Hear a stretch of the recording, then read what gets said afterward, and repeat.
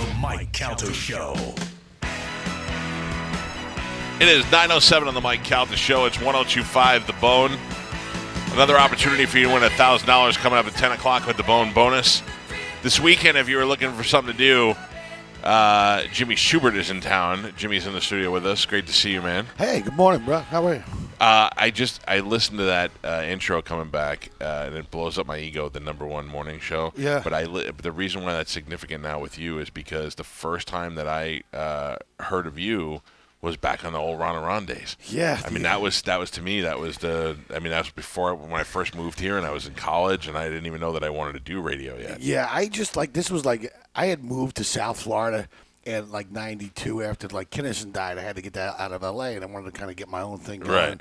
Came down here and Ron were doing those things. I would drive, like literally drive all the way and do Ron and Ron. It was nice to put you on, but it kind of, they did Ron Bennington's Disciples of Comedy, then he was in South Florida, then he was in Washington, but now he's in Sirius XM. Doing well. But so Sam had, what were his things called? Sam had the crew. Outlaws of Comedy. Outlaws, right. And it was you, Mitchell Walters, Carl LeBeau, and Alan Stephen. And, see, I don't even know Alan. Okay, so now he got to rock and roll status. He was a rock star, Sam. And that was when I was a kid, and it was Sam and Dice out of nowhere just came out and became the two big. But they were both like these human cartoons. Yeah, you know? Yeah. They were like bigger than life and amazing, and they were both outrageous. Like, Dice was like Fonzie with Tourette syndrome, and then Sam was like this, like screaming Sam. Nothing. In my lifetime, I'd never seen anything like Sam before with the screaming, and he was on the Rodney Dangerfield thing, and he was screaming at everybody, and he was doing the whole. Sam was the first person I saw that had no empathy for Ethiopia. Everybody was all, the concerts and raising money, and Sam's like, "What are we doing? We're Guess nothing's going to grow here because it's Sam." Yeah, and I remember. I was like, "Oh my god!" And then Dice. When I was a kid, I liked the nursery rhymes because I was young, and that was good. But then when Dice did "The Day the Laughter Died." That was the most outrageous thing I've ever heard in my life, and it was funny, and it made me realize what Dice was doing. Like Dice wasn't just a potty mouth. No, he had an act, he had a thing, and he was legit. Look at that guy's career. Yeah. I mean, he was on Crime Story back in the day. Yep. I mean, he was a great established actor. I mean, he had this, but I mean. The show he had on Showtime. He's seen him in that Woody Allen movie. He was great in that. And he was great as old Jew Dice is a good actor. Like when you see him playing the old Jewish father or the old Italian father, like Lady Gaga. He was great in that. He was great in the Woody Allen movie. I mean, he really is a good character actor. Yeah, absolutely. But I mean, he also stood on stage before a lot of people and sold out Madison Square Garden. I mean, that's unbelievable. Yeah, I mean, there's no question about it. I mean, like you said, a lot of people like to label the people. Oh, he's just this. Yeah, but, there's much more to him than that. Did they? Now I know most of this from listening to Howard when I was a kid. Did Sam and Dice really dislike each other? Like, because I know that they accused each other of... not in the beginning, but what had happened, and the secret behind that is that there was a place called Crest Hill behind the Comedy Store that Mitzi owned, where Paulie lived. Where Paulie lived, right. where Paulie had the house. But before that, Mitzi owned it. Okay. And it was where all the comics would stay. Like comics would come out from New York, they would stay at this place called Crest Hill. Well, certainly, if the Comedy Store was like the college, then Crest Hill was the frat house. Gotcha. And then Carl had a place up there with his wife Christy. And Dice was staying there, and you weren't allowed to stay there with your wives or your girlfriends. It was just for the comics only. And so Dice kind of ratted him out, and it put Carl and Christy on the street. That's where the real animosity, that's where it comes from. And they were actually friends at one point. Yeah. They used to sit around the table up there at Crest Hill. Well, I would think it was probably a matter of just competition alone would probably make them start feuding with each other just because they're both chasing the same dream at the same time. Not really. They were different enough. I mean, Sam was completely different. Yeah, but it was who wanted to be the best, not that they were the same. But you're right. There's a lot of egos in that Comedy Store. I've seen, you've seen the little feuds go on there. Now, what do you now? Carl, God rest his soul, came on this show and told us the whole story about his daughter and it being Sam's daughter and all that stuff. And what a crazy was Sam. just a complete addict, or was he? No, he was an addict. Yeah. He was a complete addict. I mean, it started when he was dabbling in drugs and alcohol before that, and then when his brother Kevin committed suicide, it put him over the edge. Yeah. And not that you blame the guy. I mean, but when you start doing all that drinking and drugging, and then when your grief passes, you're still stuck with all those bad behaviors. Yeah. So he was. Were you doing a lot of drugs too? Back in the day, like all of those guys? Yeah, well, it's just I used to joke with my brother. It was just the availability. Yeah, right. Someone always had it. Right. It wasn't like I was out looking for it. Someone always was holding. Like some of these guys could hold out in the shower. Yeah. I swear to God, we were coming back from the Rainbow Room. Well, I swear to God, we come back from the Rainbow Room, and we run this guy Artie. Artie used to run this limo service, and it's not even like Sam was staying at the Sunset Plaza. It's not. It may not even be a mile. And so we pull out, and we get stuck in red light. Who pulls up next to us? Artie, the limo driver. And Sam goes, "Hey, you got anything?" He goes, "Oh, yeah." So we're driving down Sunset Boulevard, and Artie pulls the car close enough. We didn't even stop driving. We were driving down Sunset, pulls close, hands the bag out the window to Sam. Sam gets the bag, and we, made the left. And we, it wasn't even 3/4 of a mile. I mean, it was just, but you got to understand, it was like a different time period completely. Oh, yeah. I mean, look, I'm kind of glad that I was too young for that stuff because I remember I was drinking and I never did coke or anything like that, but the guys around me were throwing Percocets around. And when you give me a Percocet while I'm drinking, I feel like I'm the toughest guy in the world. I lift a house if I have to. And then Chris Farley died, and I was like, wait a second, that's how he died, too, by drinking and doing. That's why I was like, I can't do it anymore. So I know if I was running back in the day with a group like that, I would have been messed up. Well, anybody doing drugs now today, did you see that story about the 3 comedians who died? Oh, yeah. Someone laced their cocaine with fentanyl. Yeah, and Kate Quigley is the one who lives. But from what but she's not out of the woods. I mean, her kidneys were shutting down. They had to restart her organs. I picked her on the death pool. I took an emergency pick. It did not come through. Well, I'll tell you, she's very, very, very lucky. Yeah. Who's gonna get in trouble for that? Well, obviously. Whoever, I blame the guy who threw the coke to Sam through the window. Artie, the limo driver. Well, the fact that anybody's doing, they're putting it in everything now. Yeah. They're putting it in everything. Like they put sugar in, and like you could look at ketchup. Half that sugar, it's half that bottle's sugar. Yeah. I mean, it's to say they put it in everything now. Yeah. So if you're doing that stuff, you're just asking for trouble. Yeah. I'm glad I got it out of my system. I haven't done it for years and years and years, and back in the day, but. Holy smokes! I mean, it was certainly just a different time period. I bet even better than the drugs was the girls around Sam, right? Oh yeah, because he was with these two, Malik and Sabrina, these two sisters, and he was with both of them. Yeah, yeah. Which is weird because was he paying them? I mean, he was paying them because they worked for him, right? Taken. I mean, dude, that's like my grandpappy used to say. There's nothing more expensive than a free piece of stinky. You know what I'm saying? But Sam was kind of gross sexually.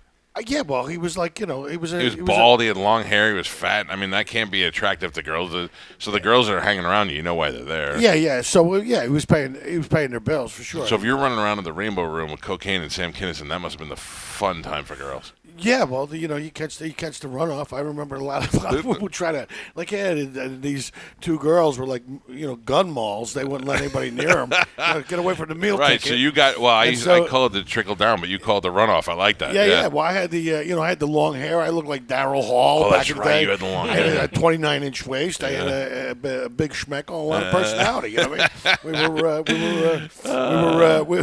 You did reveal on the show one woman that you did make sweet love to. Out of convenience one time. I did. It was. I don't think it was. If it's the story I'm thinking about, it wasn't sweet love. It was just it was a mouth to south resuscitation. Oh, is that what it was? Yeah, it was okay. mouth to south resuscitation because she got drunk. Yeah. This is a very famous sitcom lady star. Yeah, and this, believe me, this was back in the, this was not the surgery enhanced. No. This is the fat Roseanne is what we're talking about. Yeah. I'm dying for her. She's been on the show. I'm dying to have her back on again just to ask her about that. It's funny because I didn't see her. The true story is she just needed a ride home. Yeah. And I didn't know where and I was new to L.A. too. I was renting a room in a house with a lady who was a member of Mensa. And part of the deal deal was no overnight guests. And Sam says, hey, can you give her a ride home? Well, I'm giving her a ride home. It's 2 o'clock in the morning. Yeah. She doesn't know where she's at. I don't know where she lives. I'm at the mercy of you. She goes, this is before cell phones, And you're in the Hollywood Hills anyway. I'm going, what am I going to do? I go, how do we get, And she goes, well, I don't know where I go. I go, look, I'll give you look, you can crash on my floor, but you got to be quiet. Yeah. I don't get to lose. I get put on the street. So I sneaked this. She's had a couple of drinks, and she was having a good time. She crushed, though. She absolutely crushed both shows. She was having a blast. And so I get her in my house, and I put down like a blanket and a thing. What a gentleman. Here's the floor. And a twin bed, bro. Okay, with me, I don't think the bed would have handled that, actually. And so I was like, what? It was better than putting her on the street. Sure.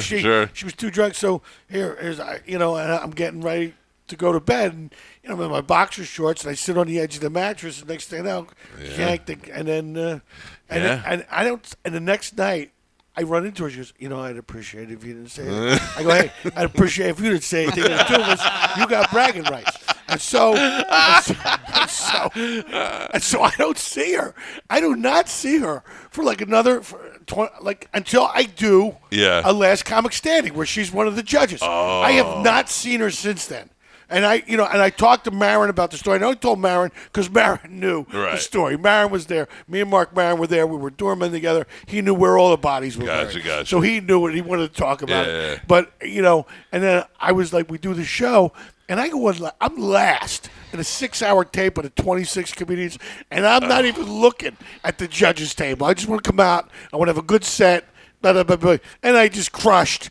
And about halfway through, Murray, I look over and I see Roseanne. She just kind of like points at me. Like, I remember you. Once you've been on the business end of the Irish Hammer, you don't forget. You know what I'm saying? And so she points at me. And I go, oh, okay. There you go. Did you ever in your life, I know at one point, keep in mind, she was the most famous comedian in the world for a couple of months or a couple of years. Did you ever look at the TV and look at her and go, yeah? Not really, bro. It's not on my resume or anything. But it was one night. It was like I was a kid. I was 19, and she was 29 at the time. She was like, she had it was just one of those things that happened. Yeah. I didn't go telling her, and I kept my word. I didn't tell anybody until many years later. She was already established. It wasn't like, it's not like today, you get a Me Too situation. Me too. You too? You too? Me too. I get, no, but so how do you get over here with Bennington? How does that hook up? I know. Well, I just moved down here. I started listening to the show like a lot of people. I loved the show. I thought it was a great show, and then all those characters. And I just said, funny, my buddy Jeff Appeloff, who was now Jeff's in L.A., right? Jeff's like a big show creator, isn't he? Yeah, the guy literally, Jeff was one of those guys who started doing stand-up with back in the day over at Haggard's. And Jeff made money too. Jeff came up with an idea for a reality show, a boxing reality show, where the winner got to fight Mike Tyson. And they pitched it. I think you should have been a loser. No, well, they pitched the show it, and they stole it. And then they did it with De La Hoya and Rocky and all that. And then Appeloff sued them and won. Yeah, he sued him and won. He was actually my roommate at the time. Appeloff was? Yeah, Appeloff. And he was coming down from San Francisco, and I had this 2-bedroom. I just told my kids, I said, bro, just hang out here. Why go, and because I saw what he was doing. Yeah. I said, this kid's just got too much hustle. And sure enough, he came down here. Don't Forget the Lyric Show, which is coming back, by the way, with Wayne Brady, and Shazam. He produces both those shows. Yeah, he's got a lot of shows. I see his name pop up in the credits every once in a while. Like, he's just, for a guy who started as a stand-up in South Florida, and he used to run the Disciples show with Ronnie Bennington. So it was let me just tell you the ones I remember were Bennington, obviously, you, Appeloff, Angel Wolf, Lou Angel Wolf, Mitchell, and I don't know, some more. I'm trying to think. These are just guys Dan like Carlson. Who was Larry there, the Cable Guy. And Eddie from the Run Show was also would do those, and it was like visual radio. Like we wanted to kind of create like this vaudeville where the show was happening all around the audience. Yeah. And we did like 12 markets down here in Florida. I remember, because then when they started the Tupperware Theater in Orlando, they started blowing up. They were on. They were on in Orlando. They were on in Miami. They had the whole state. We did this funny sketch called The Great Quadriplegia with Carl LeBeau, where he comes out I can wheel him out. I'm wearing a tuxedo. And Ronnie's going to interview. He goes, we have a lot of special people on the show. And this next gentleman came on, and he's the great quadriplegic. He's the only quadriplegic magician working today. And I would wheel him out in a wheelchair. And he had the wizard's hat on. And I would step away, and I would do the trick. And he would go, da-da! And, I produced the bird. And because I used to do magic. And I would make a dove appear, and the bird almost landed on his head. And then at the end of it, we pull off a blanket. It says, the great quadriplegic with a wheelchair hanging off the end, and we create the great disappearing wheelchair illusion, where he's sitting in the chair, we pull up the thing, he folds it, slides under the curtain, and he's laying there going, da-da! But it was like that kind of comedy was always like, it was sketches and stand-up. Yeah. It was really fun to do, man. It was a really... Bennington bothers me because just when you think of like Fade Out, you listen to him and you just realize... I'm working so hard to do this and make this work. And he just is just an effortless genius. I mean, man, he's such a great broadcaster, and he's a great interview. Like, if you watch his he's got like 5 shows, and I mean, Ronnie is amazing. Like, he's hilariously funny, but man, does he know his craft. And what a great team between him and Diaz. They were like two opposite guys, but they were both dudes, and it just worked out. It worked out perfect, man. Yeah, well, he's had to do. What the thing is? It's impressive. Like people, you stand-up comedy stuff. I mean, radio is tough as well. Yeah. I mean, you're it's a tough business to break into, tough business to stay in, to maintain. That's the hardest thing. And Bennington's done that in like 5 or 6 different markets, and finally settled in Syria. Bennington went on and in his career and did it in all these markets, and is still going. And Diaz did it all the way up until successfully till he retired. He remained the godfather of Tampa Bay radio. So both those guys, great run together, and then a great run separately. Yeah, no question about it. And of course, the loss of Fez this year. Yeah, and who would have thunk? Who would have thunk that Ronnie's back doing stand up? I mean, that's how he initially got into it. Was doing stand up at the Bennington Club at the Howard Johnson's over here. Yep. And then he started doing radio so he could promote his shows at the club. Right. And then he went full on radio. And now he's back doing stand-up with Creeps and the Kids. And, and just Ronnie's just one of those guys. He's a great guy, man. I wanted to crack him so bad. We had him on the podcast on the Calta and Kelly, and I was like, I've talked to Ronnie and met him a million times, but I got him in an interview situation now, and I got questions for him, and I've never been shut down by a guest ever in most. But I talked to him, and I was like, and he's like, listen to me. He's like, listen.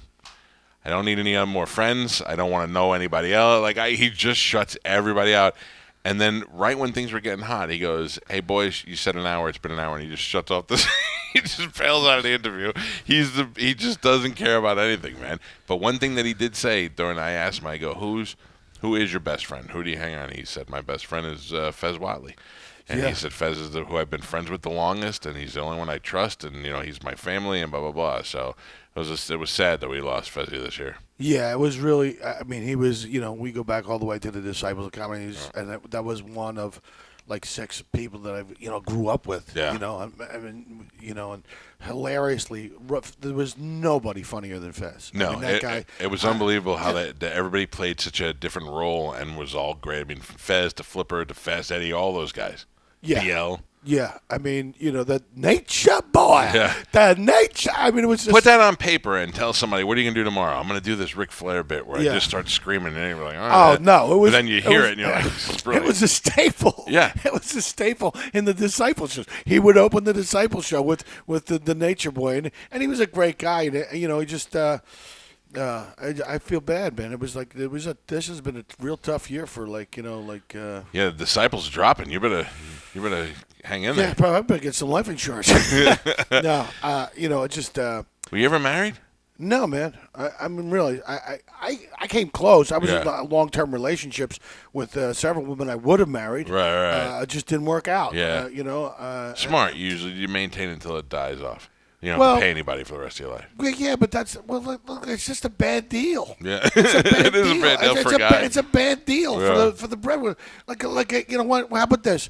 How about you keep what you took when you came to the thing, and I kept what I have. Right. I mean, why are you going to get everything for the half of my everything? Well, no, it's just a bad deal. Yeah. And for what? Yeah. For what? Every time, like, it's like, I was talking to Bill Burr about this. I think maybe he did it, but it was like every time you get a tax break, it should be a red flag. You get married, red flag. Right. You get a house, red flag. You have kids, red flag. It's just you get all these tax breaks. It's like this incentive to get on the wheel and run like the race. It's if you just joined us, this is Jimmy Shubert who is here with us. Jimmy is going to be at Side Splitters this weekend at 960-1197 or sidesplitterscomedy.com, where you can go online and actually pick the tickets, pick the seats where you want to sit, go check it out. These you've been doing this for a long time, but these young guys who are superstars now, I always see them give nods to guys who've been around, to you, to Dom Irrera. Yeah. It's weird how you still get in those cliques, man. Those guys they'll love you. Well, yeah, because I've been doing it for a long time. It's like, and I've also been a lot, like Sebastian was coming up. I was encouraged Sebastian. I always said, man, you got something here. Like, you kind of like, you don't realize how much that goes with these guys. I mean, these guys was waiting tables at the, Four Seasons and trying to come over on a break and do a spot at the Comedy Store so he could make it. So it's like, that's the Comedy Store is like a family, Yeah. It's really tough when you see. Did you love that special that they did, the documentary? Yeah, I was in it. I'm saying I thought it came out great. Yeah, I thought Mike Bynum was like his love letter to Mitzi Shore and the Comedy Store. Well, it was. It was, It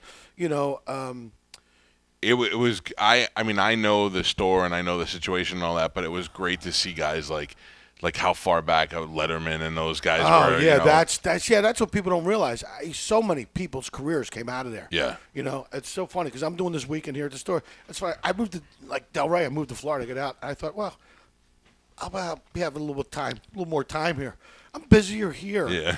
I mean, I literally, I got to do we're doing a special Sunday show for a benefit show for the therapy dogs for vets with the PTSD. Oh, that's great. So if people come out on that Sunday show, the money goes to a great cause. And then we get the Thursday, Friday, Saturday shows. But then I go back for one day. I got to jump on a plane and fly to Vegas, and I work on a film for about six days. Oh, what are you doing? Fill us in on that. What are you working on? What kind of film? Actually, believe it or not, I'm going to pitch it to you and try to make it not sound like that. Right. But it's called Don't Suck. And it starts with this comedy scene and they're shooting. They're going to be shooting in Vegas, but it's about these comedians, and it's some guys. There's one comic played by Jamie Kennedy, who's like the comic, right? And you get all these people coming up, and there's people doing guest sets, and one of the kids is doing this like vampire character, but he's doing these references to 1642. It's not very funny, hey, don't suck before you go out on stage. And the guy says, well, listen. He goes, why don't you, why don't you take me on the road? He goes, I'll tell you what, I'll give you $3,000 on top of the money. You don't got to pay me nothing. I'll do all the driving. And Jamie Kennedy's like, yeah, sure, whatever. And the kid's horrible. Yeah. But he does this like vampire character. Well, it turns out the kid's actually a real vampire. Jamie Kennedy's he's shooting blood in his arm like heroin. And he goes, no. He goes, you shooting heroin? He goes, no. He goes, you don't understand. I got this blood disease. That's pretty funny. And it turns out, and Jamie Kennedy, and tells the kid, well, just go up and be yourself. And so the kid's on stage. He does this thing where he kind of flicks his thumb and there's fire on his thumb. And this guy goes, say it to my face, you idiot. And the guy goes, I just did. And then poof, he's gone from behind, and he's standing right in front of the guy's face. So he turns to a bat, flies around, and then poof, he's back behind the mic. And someone videotapes it, goes viral. And now the shows are selling out. This kid's blowing up, and this, that, and the other thing. And all of this is to open Russell Peters, who's also in the movie. That's funny. And he's opening Russell Peters' new Netflix thing. That's funny. And so they bump Jamie down to doing the warm-up, and the vampire kid actually gets the gig. And then, did Jamie write this? No. A guy named Rick D'Elia wrote it. Okay. Comic, a good friend of Bobby Kelly's out of Boston. Comic that lives in Vegas. And they get into an accident, like a flaming twisted wreck, and the Jamie Kennedy character is dying. Like, he says, hold on. And the kid's like, hold on. And he actually has to bite him and turn him into a vampire. And so it comes in later, and so he's doing his stand-up. But it's like a dark comedy. But that's pretty good. But it's hard to come up with original ideas these days. That's pretty original. And I read it. Like, to me pitching it, well, that sounds like a stupid movie. But if you read it, it's so well written. Yeah. I go, I could totally see this. And there's some great characters in it. And I get to play the talent man. I'm Jimmy Kennedy's talent manager. That's funny. So I get about 6 days worth of work on that. It's going to be fun to do. You know him well? I know he grew up in my area. He grew up. We love him. Yeah, he's great. I love Jamie.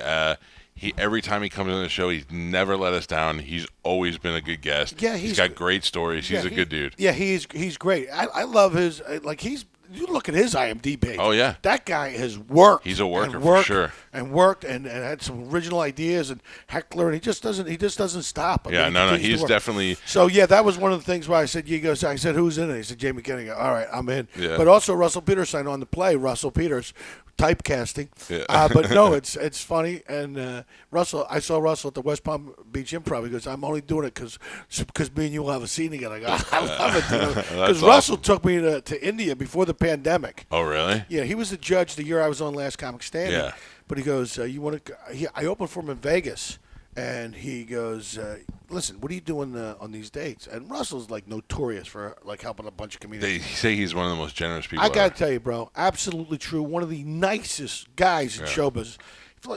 Goes, come to India and do my shows. I go, really? India? Yeah. I go, yeah, I'll go to India. Yeah. And I imagine over there, he is like the Elvis. Oh, my God. He's like Elvis, bro. He's like the Beatles and Elvis all wrapped into one. And to see him with his fans, and they love it. And the interesting thing is because you're dealing with a crowd. First off, English is not their first language. Right. It's like their second language. And they're not really comedy fans. Like comedy, like jazz music, is kind of a uniquely American art form. Yeah. Over there, Russell's been going over that market and cultivating it for so long that they've actually turned into comedy fans. Yeah. I always wondered about that because, especially for American comics, like Pablo Francisco used to run this show that was like in Iceland or something. I'm like, how does that even happen? How do you and if you're going over to I've been to China 3 times. Yeah, like how is that? You're doing these. People don't realize there's like these.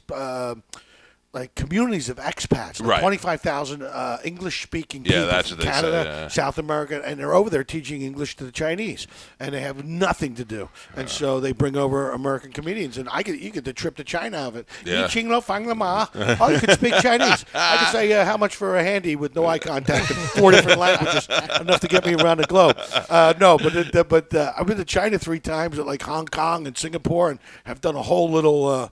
A circuit over there 3 years, but that's like COVID hit. What a great way to see the world, though. Yeah, dude. I went to Afghanistan with Drew Carey for the troops and doing shows for them. Oh man, I always say I'm glad that I'm at this level of talent because I don't want to be this level because then you have to start doing shows in Afghanistan. Well, no, I just wanted to do it for the troops. I figured. Yeah, but like the troops don't want to see me. Like that's where I'm glad I'm low enough where the troops don't care about me.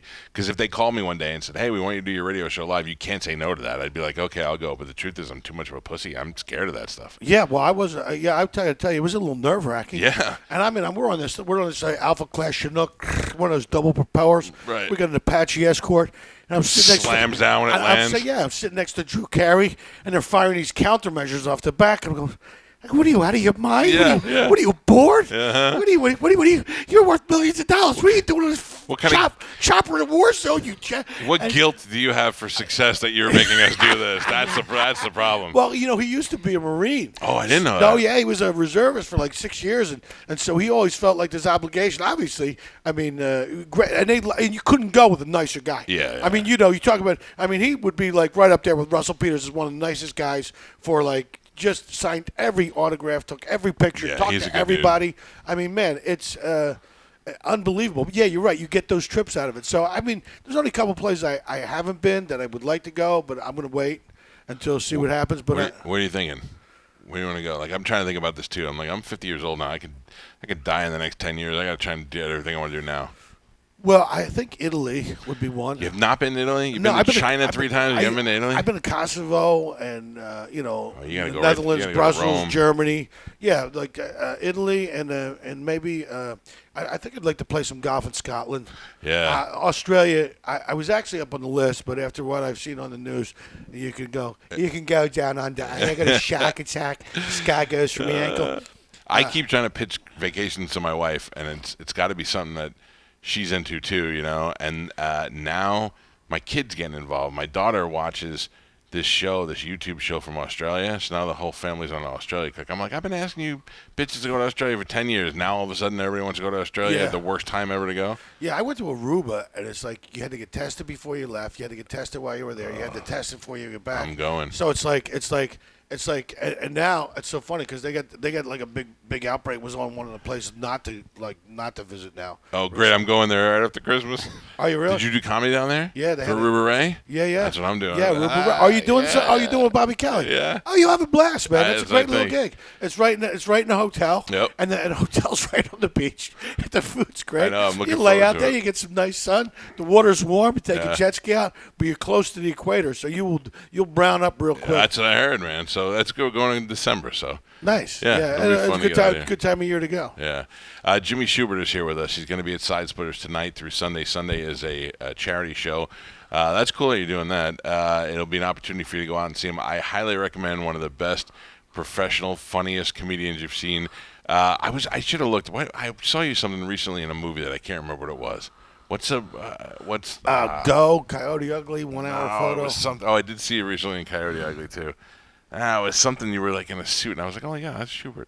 I don't know. I forget. I think of these things when they happen. I'm like, I got to bring that up when he's here. Yeah, you know, it's funny. I've been lucky enough to do these little, get a little part here, a little part there. I was on Entourage like a bunch of times. Did like 15 episodes of King of Queens. You know, I think that's what it was. I was rewatching Entourage. I think that's what it was. Yeah, and so been lucky enough to do those kind of things, and it's fun experiences to have. Yeah, you know? It's so funny. Talk about Appeloff. I'm getting ready to do. I got audition and got Entourage. Really tough show to get on, by the way. Because it was huge. You had to. So went in audition and nailed it. And there's also about 300 people going on. That's why I get upset because he's got a YouTube channel. Anybody can have a YouTube channel. This gets 500 guys going up for a tiny part of freaking Entourage. You get it. So Appeloff comes with me, and he's hanging out with me because it's his favorite show at the time. Yeah. And they wind up putting him in the scene. Oh, really? He winds up on the that's episode. so funny. He goes, Shubert, this is the greatest thing in my life. I go, Entourage. Because we used to watch the show. Yeah. And then you wind up getting a part on it. How great is that to get a part in a show that you love? Yeah. No, it's killer. Yeah. There was this modeling agency down here in the 90s, and a guy hit me up, and he'd go, hey, I think some auditions I want you to go on. There's this show I think you like, and they're looking for Italian guys. I was like, all right, whatever, model guy. Like, I just didn't know. It was Sopranos. He was like, they're always looking for extras. They're looking for Italian-looking guys for extras. I kick myself in the ass now. Yeah. Forever. That would have been the best opportunity ever. Well, it's funny because you go like I just got a letter from Screen Actors Guild. Like I've done enough acting work. I mean, kids shows like Zeke and Luther and all those things that you do, and you don't realize how much work you do. And then they go, yeah. By the way, you have a pension when you're ready to go. I go, really? Yeah. Yeah. That's. But I mean, being a stand-up, it's nice. Yeah. To have some sort of pension coming in. Yeah. But it's good for you. Yeah. But it's crazy. But. Well, look, I'm glad you had success. Welcome back to Florida. Yeah, man. Thanks for having me on, man. I appreciate it. And if people can go get my new album, which is Zero Tolerance, which hits number 1 on the iTunes charts, so you can check that out. And also, Zero Tolerance is a stand-up special. It's available on my website at jimmyshubert.com. And people give me a follow on all the social medias. It's Jimmy Shubert. Shubert, like the theater. Yeah, and if anybody, if you're like me and you grew up in this area and you're a Ron and Ron fan, you know Jimmy from back in the day. And I always give love to those guys for creating one of the most influential radio shows, certainly on my career, and me a treat getting to hear you on that show and now have you on my show. I appreciate you coming in today. Oh, absolutely. And Jimmy's great to talk to, but he's a hilarious comedian. So go see him at Side Splitters this weekend. We will take a quick break. It is the Mike Calta Show. This is 102.5 The Bone. You're listening to Tampa Bay's most listened to morning show, The Mike Calta Show, on 102.5 The Bone. The Bone Bonus.